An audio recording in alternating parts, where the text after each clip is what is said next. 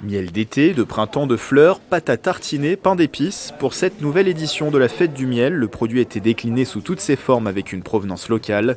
Et de quoi ravir les visiteurs les plus gourmands pour ce premier week-end d'octobre. Châtaignier, je pensais pas qu'il y avait du miel de châtaignier.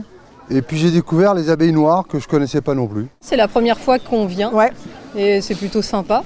En plus, on peut goûter à plein de sortes de miel, donc ça, c'est plutôt très bien. Je suis amateur de miel, j'aime bien, j'en mange au quotidien. Surtout, j'ai un ami qui nous a proposé, il vient d'acheter une ruche, donc il s'intéresse un peu à tout ce qui est apiculture.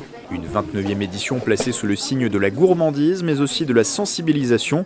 L'or jaune n'est pas qu'un produit de bouche, des petites astuces écologiques et durables étaient prodiguées. Et là, vous avez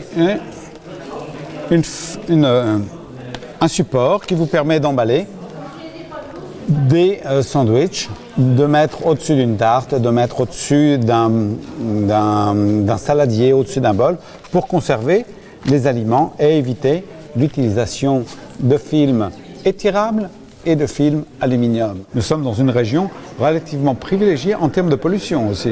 On est dégagé de tout site de production et de fabrication, donc nous avons ce privilège d'avoir des produits d'exception en termes de pollution et en termes de produits entre guillemets certifiés bio. On leur explique que c'est mieux par exemple d'avoir plusieurs ruchers à différents endroits plutôt qu'un rucher énorme dans les champs et produire en masse et couper son miel avec du sucre.